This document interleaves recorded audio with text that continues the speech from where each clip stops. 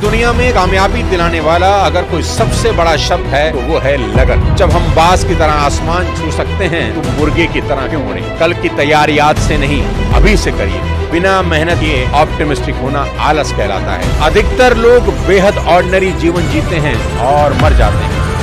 नमस्कार दोस्तों, मैं सोनू शर्मा। सफलता के सीक्रेट हम सिर्फ इंसानों से ही क्यों सीखें, पक्षियों और जानवरों से क्यों ना सीखें, जो हर दिन जिंदा रहने के लिए शिकार करने या शिकार होने से बचने के लिए जंगल में जूझते रहते हैं। जानवर कितने चतुर होते हैं, क्या हम यह समझने लायक चतुर हैं? और तो और जानवर इस धरती पर तब से हैं जब मानवता का कोई अस्तित्व भी नहीं था, और जब इस धरती से मानवता का अस्तित्व मिट जाएगा तब भी इस धरती पर शायद जानवर ही रहेंगे। आज के इस वीडियो में प्रकृति से पैदा हुए अनेकों पक्षियों और जानवरों में से 3 शानदार जीवों से सीखने की कोशिश करते हैं। सबसे पहले ऊंट। मैं हमेशा मजाक में कहता हूं कि ऊंटों और इंसानों के बीच सबसे बड़ा फर्क यह है कि ऊंट पूरे हफ्ते बिना पिए काम कर सकता है और इंसान पूरे हफ्ते बिना काम किए पी सकता है। हम सब ने यह सुना है कि ऊंट को रेगिस्तान का जहाज कहते हैं, पर क्या हमने कभी यह सोचने की कोशिश की कि क्यों आखिर ऊंट रेगिस्तान का जहाज है जबकि घोड़ा ऊंट से बहुत तेज दौड़ता है?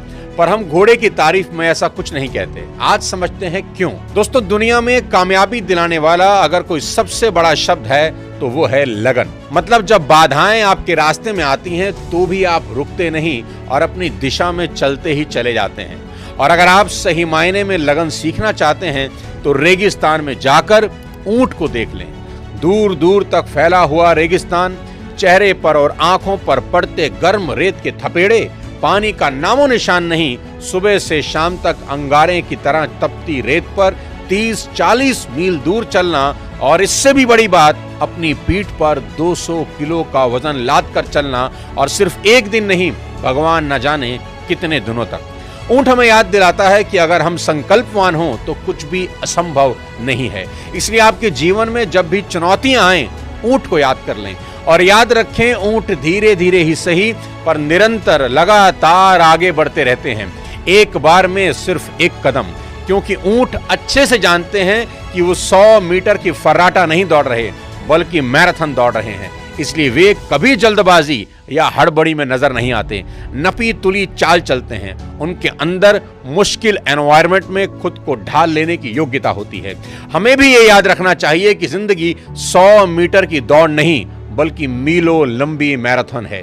ऊंट हमें सिखाते हैं कि जीवन में कभी टेंशन नहीं लेना। अगर लोग आपसे आगे निकल जाएं तो भी नहीं, अभी काफी दौड़ बची है, और अगर आप ऊंट की तरह धीरे धीरे ही सही पर लगातार चलते रहें तो सबसे आगे निकल सकते हैं। साथियों, जीवन छोटा दिखता है लेकिन काफी लंबा होता है, इसलिए प्लानिंग हमेशा लॉन्ग टर्म के हिसाब से ही करें।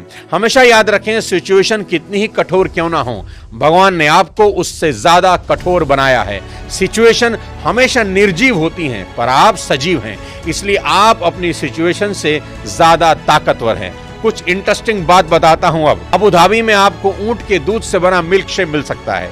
ऊंट के दूध में गाय के दूध से ज्यादा विटामिन सी और लोहा होता है। इसका इस्तेमाल कजाकिस्तान में टीबी के साथ कई बीमारियों के इलाज में भी किया जाता है।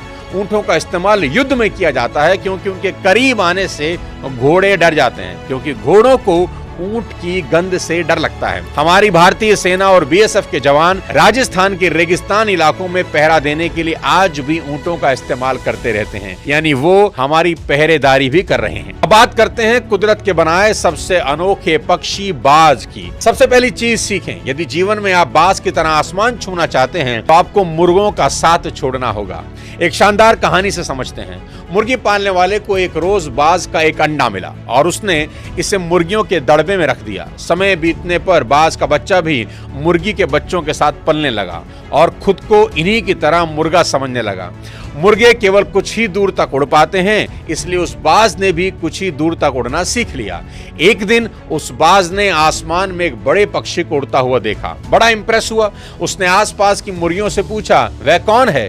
तो मुर्गियों ने जवाब दिया, वह बाज है, पक्षियों का राजा है, आसमान में रहता है, हम तो जमीन पर रहते हैं क्योंकि हम तो बस मुर्गे हैं।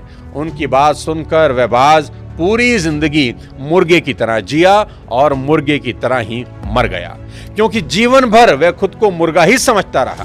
साथियों, ये कहानी बहुत ऑर्डिनरी है, लेकिन इसमें गहरी सीख है।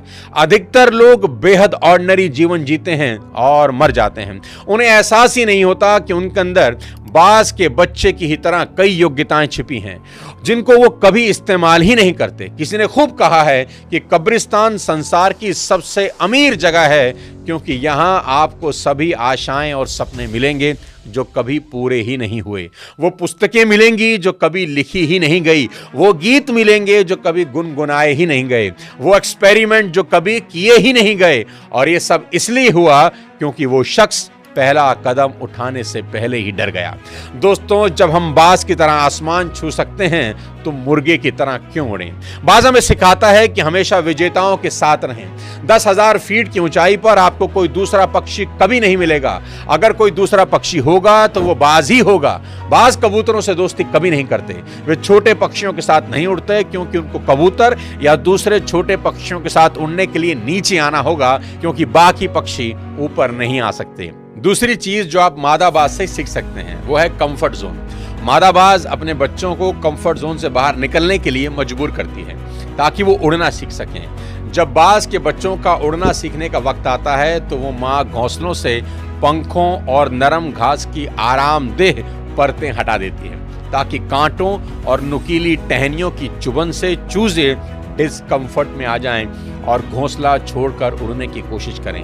अगर चूजे फिर भी घोंसला नहीं छोड़ते तो माँ उन्हें घोंसलों से नीचे गिरा देती है और ऐसा बार बार करती है ताकि वो उड़ना सीख जाएं। हर बार गिरने पर चूजे कूदकर घोंसले में लौट आते हैं, लेकिन कांटों और टहनियों से लहूलुहान हो जाते हैं। पर माँ तरस नहीं खाती, उन्हें फिर से धक्का देकर गिरा देती है। यह तकनीक बहुत क्रूर दिखाई देती है, लेकिन जरूरी है। अगर माँ ऐसा ना करे तो बच्चे कभी उड़ना नहीं सीख पाएंगे और दूसरे जानवर उन्हें अपना शिकार बना लेंगे। इसी कठोर ट्रेनिंग की वजह से चूजे एक दिन उड़ना सीख लेते हैं। बाज सिखाता है कि अगर ऊंचा उड़ना है तो इंसान को भी अपने कंफर्ट जोन से बाहर आना ही होगा। और दिल दहला देने वाली चीज जो बाज हमको सिखा देता है वो ये कि बाज जब बूढ़ा हो जाता है तो उसके नाखून, उसकी चोंच कमजोर हो जाते हैं। उसके पंखों में इतनी ताकत नहीं होती कि वो उस ऊंचाई पर उड़ सकें जिस ऊंचाई का वो आदी था।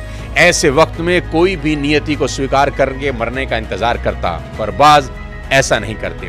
बाज नियति को स्वीकार करने के बजाय नियति को बदलने के लिए ऊंचे पहाड़ों में चले जाते हैं और अपनी टूटी हुई चोंच से एक एक करके अपने सारे पंख नोचकर तब तक फेंकता है जब तक उसके बदन से आखिरी कमजोर पंख न निकल जाए। फिर वो अपने नाखून और चोंच को पत्थर से मार मार कर तोड़ देता है। बूढ़ा बाज अब बिना पंख के, बिना चोंच और नाखून के लहूलुहान और कमजोर हालत में पहाड़ के किसी कोने में छिप जाता है और वक्त गुजरने का इंतजार करता है। धीरे धीरे बाज के बदन पर नए पंख आते हैं। उसकी चोंच और नाखून पहले से ज्यादा नुकीले और पैने होकर दोबारा उगते हैं और फिर बाज वापस उसी ऊंचाई पर उड़ता है जिससे नीचे उड़ना उसे कभी गवारा नहीं था। जिंदगी में ऊंचा उड़ने की ख्वाहिश रखने वाले भी अक्सर सोचते हैं कि हम कमजोर हैं, हमारे पास ताकत कम है, हमें लगता है सब खत्म हो चुका है। पर यही वक्त होता है जब हम अपनी आदतें, अपनी कमजोरियां नोच कर फेंक दें, अपने नाखून और अपनी चोंच यानी कि हुनर और ज्ञान को पैना करें और खुद को एक तकलीफ दे प्रोसेस से गुजार कर एक नया मजबूत इंसान बना दें। साथ ही वीडियो के आखिरी भाग में सीखते हैं कुदरत के बनाए शायद सबसे छोटे जीव चींटियों से।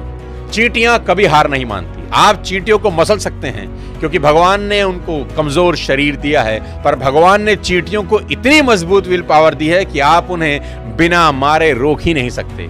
ध्यान से अगर आप उनको देखें, वो एक लाइन में डिसिप्लिन के साथ अपने लक्ष्य की तरफ बढ़ती हैं। आपको कभी चींटियां दिखें तो आप उनके रास्ते के सामने उंगली रख दीजिए, वो आपकी उंगली को पार करके अपने गोल की तरफ बढ़ जाएंगी। आप उनके रास्ते में पेन, पेंसिल कुछ रख दीजिए तो वो उस पेन, पेंसिल को पार करके निकल जाएंगे। यहां तक कि अगर चींटियों के रास्ते में पहाड़ भी आ जाए तो वो पहाड़ को भी पार करके अपने लक्ष्य की ओर बढ़ जाती हैं। आज तक किसी ने ऐसी चींटियां नहीं देखी जो बिना अपना खाना लिए वापस अपने बिल में चली गई हों। दूसरी बड़ी बात जो हम इस छोटे से जीव से सीख सकते हैं वो ये कि भविष्य के बारे में सोचना। चींटियां गर्मी के मौसम में सर्दी के बारे में सोचने लगती हैं। खाना लाओ, वापस लाओ, यही एक सिद्धांत है। Take the food, bring back, take the food, bring back. वो पूरी गर्मियां काम करते करते गुजार देती हैं क्योंकि उन्हें पता है कि वो सर्दियों में बाहर नहीं निकल सकती। चींटियां सर्दियां आने पर रोने में यकीन नहीं रखती, चींटियां सर्दियां आने पर ढोने में यकीन रखती हैं। अपने वजन का 20 गुना उठाने वाली ये चींटियां सर्दियों में भी खाली पेट नहीं रहती क्योंकि उन्होंने पूरी गर्मी इस मौसम की तैयारी की है। एग्जाम कल है, आज पढ़ूंगा, प्रेजेंटेशन परसों है, कल बनाऊंगा, मंडे से शुरू करूंगा, 1 तारीख से शुरू करूंगा। ये बहाने हमें चींटियों से भी छोटा बना देते हैं। एग्जाम आने वाला है, ये 1 साल पहले आपको पता होता है, तो फिर 1 दिन पहले का इंतजार क्यों करना। चींटियां बनिए, कल की तैयारी आज से नहीं अभी से करिए। सबसे बड़ी सीख जो आप इस नन्हे से जानवर से सीख सकते हैं वो है दिस शैल टू पास। जब सर्दियों का मौसम आता है, इंसान की हड्डियां कांपने लगती हैं, तब ये चींटियां खुद को ये याद दिलाती रहती हैं कि सर्दियां चली जाएंगी, ये वक्त गुजर जाएगा। चींटियों से मिली इस सीख से ये सीखा जा सकता है कि लाइफ में ऑप्टिमिस्टिक होना कितना जरूरी है, लेकिन बिना मेहनत किए ऑप्टिमिस्टिक होना आलस कहलाता है। चींटियां जानती हैं कि सर्दी का मौसम कुछ दिनों का है, पर जब वो खाना इकट्ठा करती हैं तो 2-3 महीने का सोचकर कभी इकट्ठा नहीं करती। वो इतना खाना इकट्ठा करती हैं जितना कर सकती।